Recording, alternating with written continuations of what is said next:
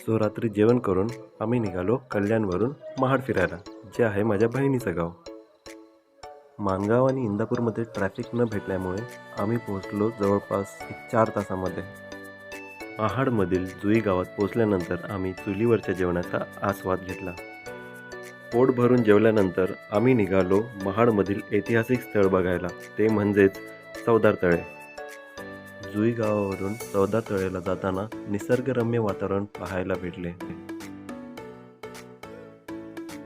चवदार तळ्याचे वैशिष्ट्य म्हणजे 20 मार्च 1927 रोजी भारतरत्न डॉक्टर बाबासाहेब आंबेडकर यांच्या नेतृत्वाखाली महाड सत्याग्रहाचे स्थळ म्हणून प्रसिद्ध आहे. महाड शहराच्या मध्यभागी असलेले हे ठिकाण रायगड किल्ल्याजवळच आहे.